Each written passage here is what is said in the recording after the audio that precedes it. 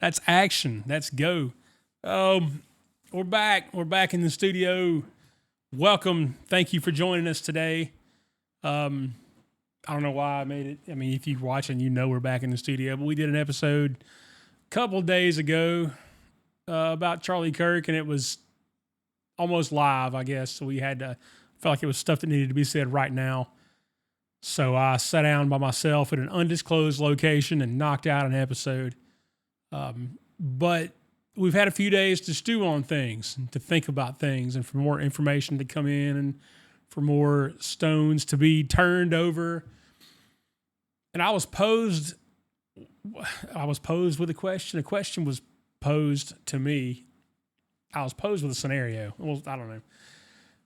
I know a person, I know a lot of people, but I know a particular person who works at an institute of higher learning.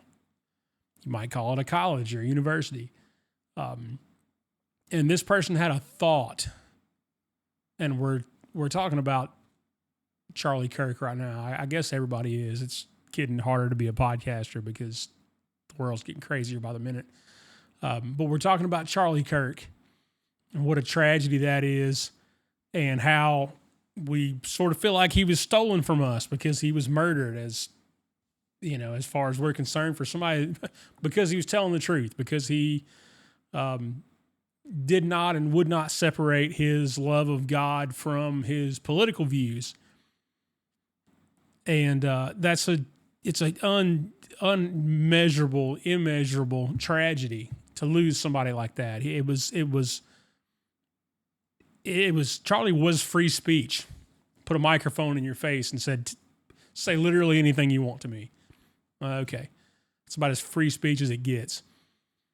That's about as tragic as it gets in terms of an American. But there is another tragedy in this story. I want you guys to hear me on this. I'm not letting the shooter off the hook here. And as I read this, it'll make more sense to you, but we're not letting this guy off the hook. Tyler Robinson is the alleged shooter. He's in custody now, has yet to stand trial, so we'll, for legal purposes, call him alleged. But when there is a conviction, there's going to be punishment, and that punishment is deserved, because you can't commit murder in this country. But I had this conversation late, I don't know, a couple of days ago. You'll see this maybe a day or two after it was actually recorded anyway, so 4 or 5 days before you see this. Late at night, I got a text message. It's midnight. And this message says, I've got a great post, or maybe even a short episode for the Burnham podcast. I'd make it, but my job isn't kind to these kinds of posts. Now, I get this message all the time. Hey, you ought to talk about this, and you ought to do that, and here's an idea for your show. And this might be, I don't hate it, but I think so far ahead in terms of what I want to do and what I want to talk about that it's rare that one of the ideas gets through and I go, oh yeah, that's cool, let's do that. So this may be the second time I've ever done that. But that's how this conversation starts, right? I want to make this post. I got this thing that needs to be said, but I can't say it because I'll get fired, essentially. So my response was, I'm still up, call me if you want. I'm watching the little dots at the bottom of the screen. They're obviously typing. And I was like, hey, you can just call me if you want to. He probably didn't want to wake up his house either, so he just didn't. He went ahead and sent me the message. So he responds, Charlie Kirk dying is a tragedy. It's a great tragedy. But there's another great tragedy in this thing that is going on, is going to be overlooked in the name of justice. The shooter was a smart kid from a good family. He received a sizable academic scholarship to cover all 4 years of school at Utah State. His dad did 27 years in the sheriff's office. His mom was a social worker helping people in Utah with disabilities. Large tragedy in this thing is, how did that kid get to this point so fast? You see him reading his scholarship letters and celebrating with his parents. That kid wasn't feeling a need to kill anybody. He was a smart kid. He had a bright future ahead of him, and now he's here. Now, he made his bed, and he's got to lay in it. What must happen, must happen. But why? How? And how do we prevent it from becoming more of these kids? And if we don't see the tragedy of Tyler Robinson while also mourning the tragedy of Charlie Kirk, we're no different than that of the other side. Agree with me or die. So my response is, yeah, he's not the standard shooter who doesn't have dad in his life and he's full of SSRIs. That's a good point. Here's the not fun part for you. I think you already know. We lost that kid in the institution known as higher education. He says, yeah, we did. And there's thousands more just like him. And he goes on to give me an example. He knows a person who's serving life in prison, who was, I make details. I really don't want to give this person's identity away. I get them in any kind of trouble. He knows a person who committed a heinous crime against somebody that he also knew. And when he heard about this heinous crime, he had hoped that justice would be swift and severe for this person. And then he found out the perpetrator was somebody he also knew and loved. So then it becomes a human issue for him, right? He says that even people who do terrible things are people. There's a possibility of redemption for them. You know, God has enough love for everybody. Those people have to pay for what they did, but they're people. I'm back quoting him again. With families and stories and a lost future. So we're not saying let Tyler Robinson off the hook.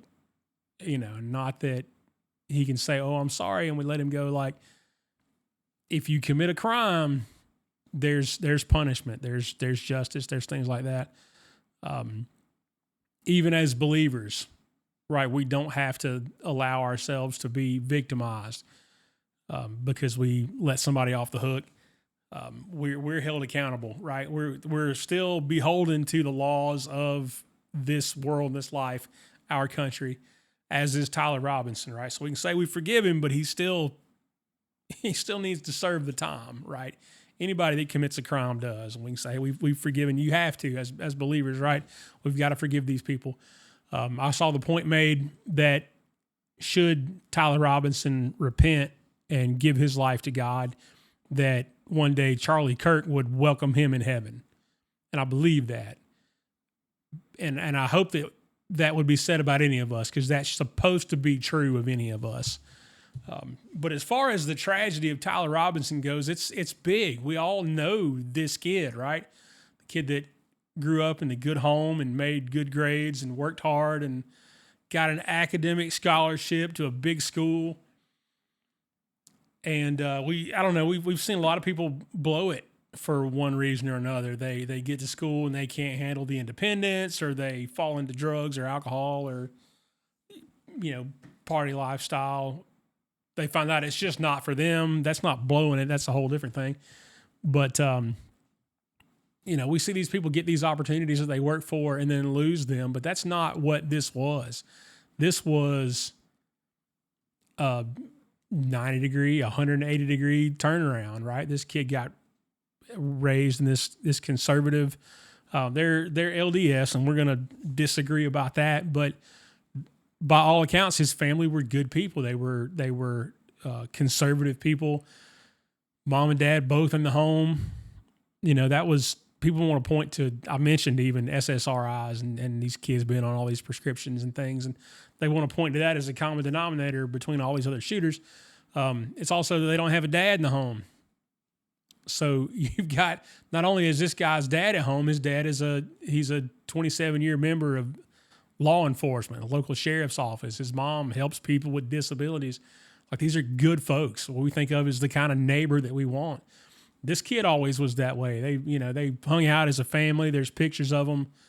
all over the place now. You can find them anywhere, but on their, different family members' social media, them at Christmas and doing all the things. But recently, Tyler had been coming home and talking differently. He'd gotten more, last few years, gotten more politically active and involved. And then he's coming home and he's recently talking about, Charlie Kirk's coming to town. And I say town, they live several hours away from Utah Valley University. I forget the name of the town they lived in, but it was opposite end of the state, several hours away. But he was going to be that close by, right? And he didn't, what he voiced was that he didn't like Charlie very much. And it wasn't because Charlie wasn't conservative enough. That's not a real thing.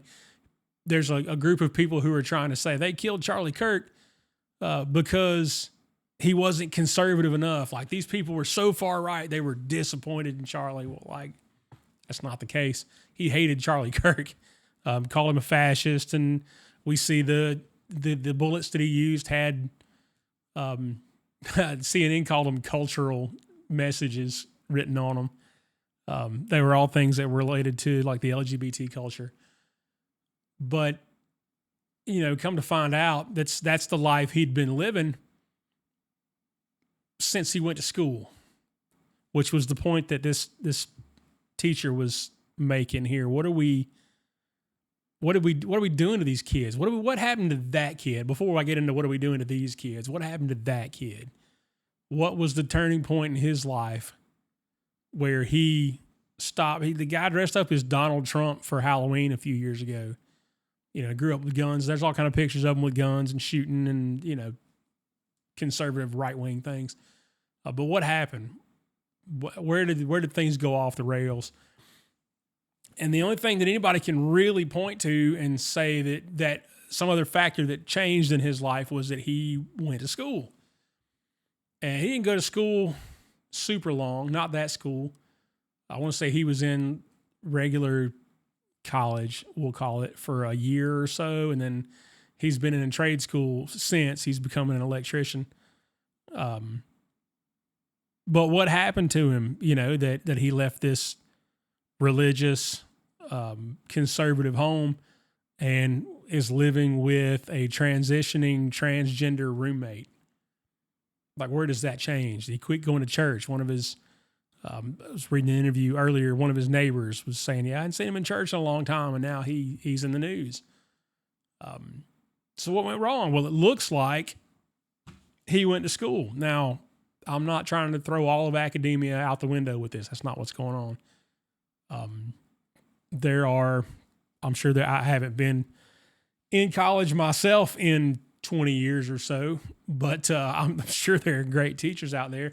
And I'm sure there are teachers out there that are not teaching Marxism and socialism and, all the far left ideologies or far right ideologies for that matter.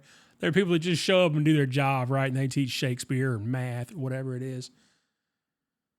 But there's a lot of stuff swirling around, right? A lot of ideas that get pushed on a college campus and not the way that it used to be. What Charlie was doing was the throwback in terms of what we think of as the marketplace of ideas, where I say, this is my idea. Bring your idea and let's put them together, or just bring your idea and then I'll compare it against mine, which is that's what he did. It was open mic night. Let's everybody try to roast Charlie and see if he can make it, whatever. But now things just get pushed. It's not like there's a conversation anymore. It's a little different.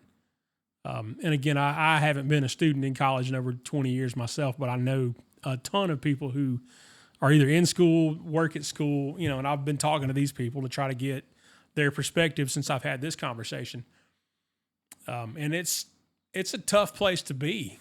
It's a tough place to be if you're not like absolutely super grounded in your stuff. And it makes me wonder, is 18, is it too young these days? And we look back 100 years ago, 150, beyond that, 500, 1,000 years, you were grown up, you were an adult when you're 13. You get married when you're 14, 15, start having kids, and that's just the culture and the way it was then. But it's not that way now, and it seems like 18 is not old enough. But man, you can apply for college, rack up $100,000 in student loan debt, and join the army, or these other things you can do as an adult before your 19th birthday. And your student loans don't wait. That's the only loan in the world you can't default on. But this kid didn't have that issue. He had a 4-year, full ride scholarship, it seemed like. But what happens? You get caught up in these ideas and these people. And I remember when I went off to college at 24. And looking at what it was, like I was driving a truck. I was a long haul trucker on Friday, and I started class on Monday. And I'm in there there's some people my age, some folks in there older than me, but we're the small minority. Everybody else is 18. Starting, freshman classes in the fall semester. But I had a little different perspective on the world, and I wasn't going to listen to somebody who absolutely didn't know what they were talking about. Well, when I was 18, I wasn't sure who knew what they were talking about. I had a pretty good idea. I thought I did, but I might have been persuaded in an avalanche of new ideas and new perspectives. And I have to feel like that's what happened to this kid. And again, we're not letting him off the hook. Like, you get convicted of this, you've got to do whatever the sentence is. And man, it sounds like in Utah is pretty doggone severe, or at least, can be. They've got some options on the table in terms of capital punishment. And I'm not going to get into that. You guys can do your own research on that. But the question that this person asked is, how does this happen? And how do we prevent it from becoming more of these kids? Because we're just feeding them into the machine, and I've got a friend, he's in the Army now because he got a degree and realized it was about useless. So he signed up. But his pride and joy, his crowning achievement from 4 years in college was not his degree. It was not becoming a liberal, not cashing in his ideology and trading it out for something else. Like, should that be our goal? Like maybe we're not as grounded as we think, or our kids are not as grounded as we think. Maybe 18 is too young to go off somewhere and make, huge life-changing decisions. But how? How do we stop this from happening? Do we not send our kids to school? Maybe not. My oldest kid she just graduated, recently, back in May. She's not going to college. Not now. Maybe she will later, but that just wasn't on her list of things to do. She's running a business now, and she's super happy with it, and I'm proud of her.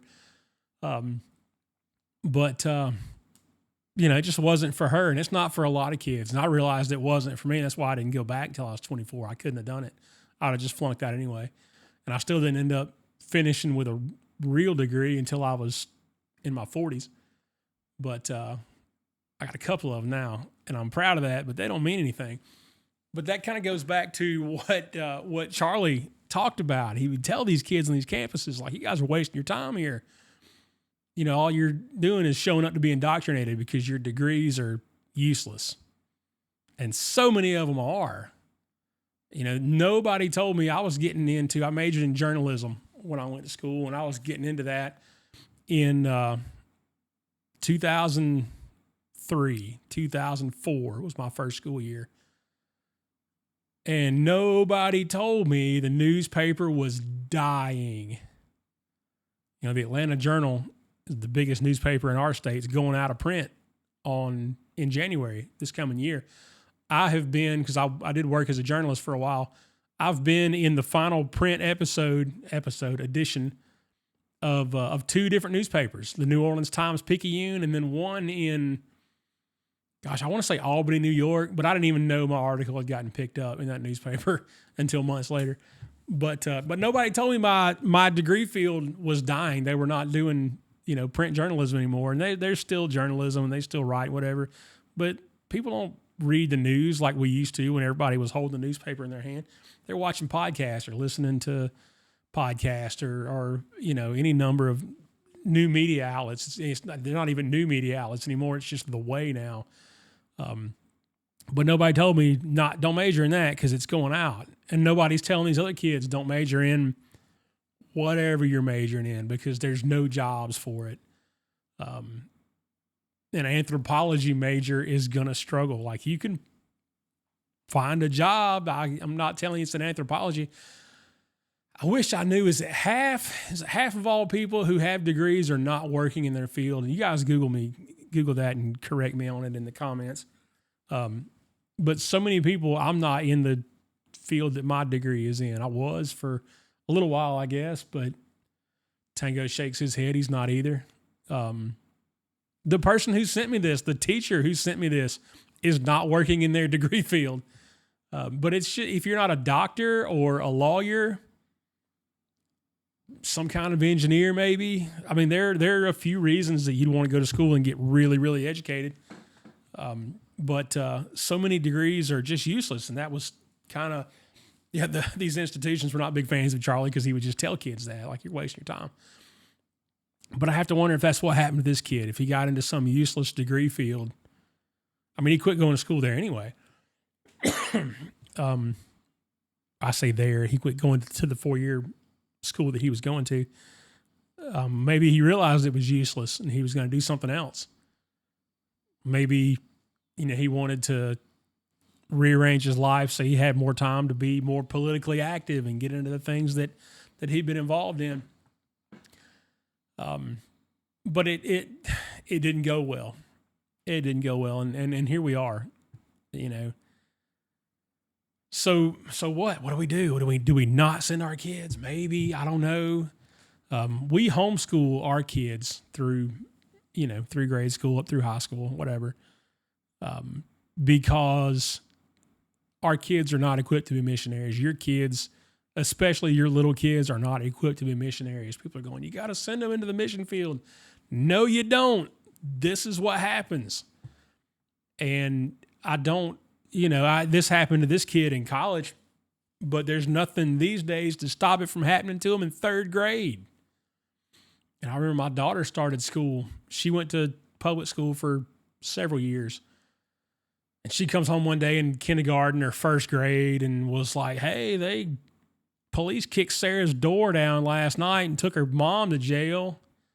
I'm like, holy smokes. So that's how my daughter got introduced to that kind of thing. Not even the teacher. It's not like the teacher in Northwest Georgia, the teacher standing up and screaming Marxism in 1st grade classroom. That's not what happened. But my daughter got introduced to these things that she should not have. And poor Sarah, bless her heart. That was not Sarah's real name. But, you just get introduced to all kinds of things. Kids bring things to school with them that you don't want your kids around. And the only way to control that is to homeschool them. And there's a level of education that's necessary. Kids got to learn how to read, write, and arithmetic, right? The 3 R's. But I don't know.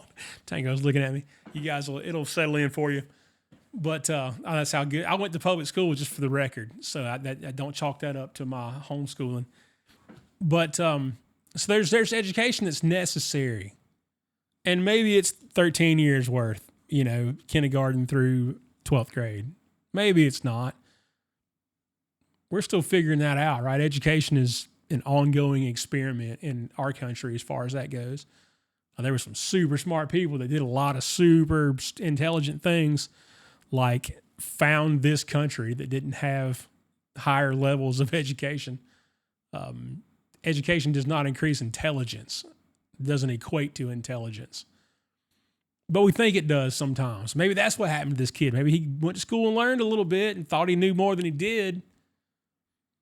Maybe somebody else thought they knew more than he did and they rubbed it off on him.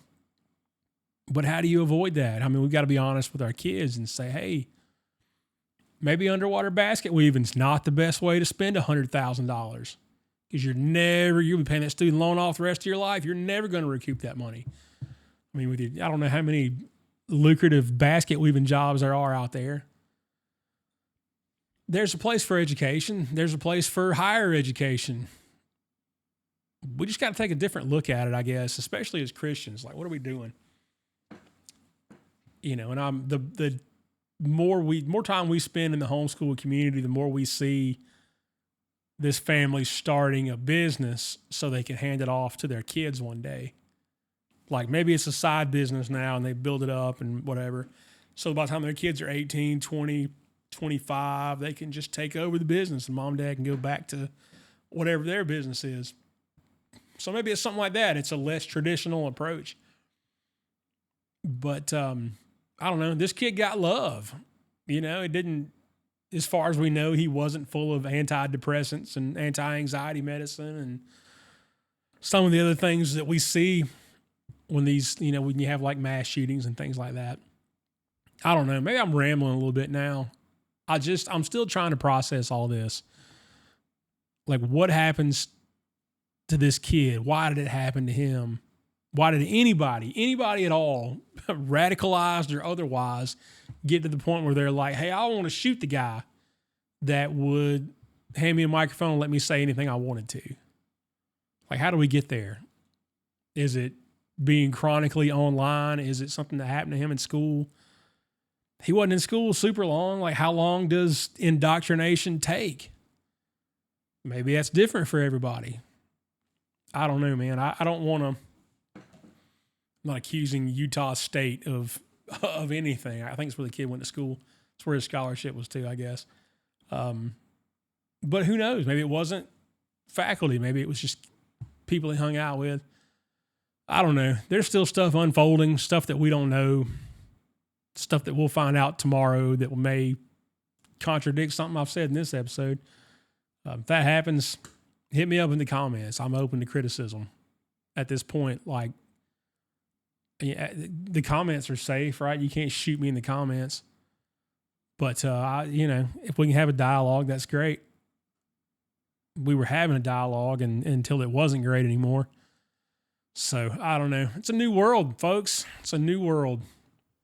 But I'll tell you this. It's easy to start a podcast. If you have things to say them. It's just not hard. We got an episode about that. It's called You Are the Media Now. Go back and look that up. But I'll leave you with this, guys. It's a tough world, and it's gonna get worse. It's gonna get worse. But the good news is that God is good even when times are bad. And He's there for us even when we're going through it, through whatever it is. And my heart goes out to the Robinson family, obviously to the Kirks.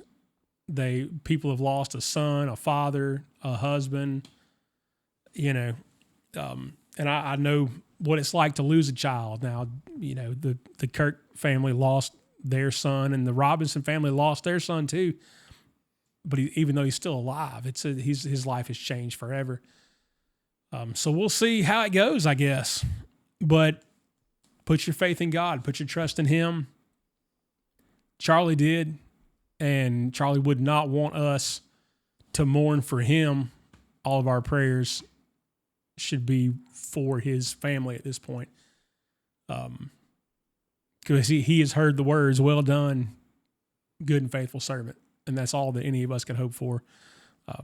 What he did, what he experienced, you'll never be more Christ-like than the moment you die for your faith, for what you believe in, for the message of the gospel. And that's what Charlie did.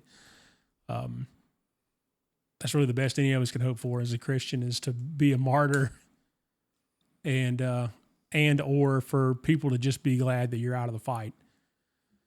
So maybe we ruffle some feathers here, maybe not. I don't know, man. I'd have a conversation with you about Jesus and how He can change your life. If that's what you're interested in, we can do that. But pray and be vigilant. But we're done. I was going to jump off a second going. I've talked around in circles again anyway. Thank you guys for listening. Keep praying.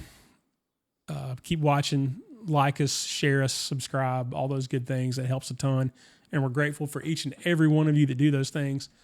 Thank you for coming back. God bless you. We love you. See you next time.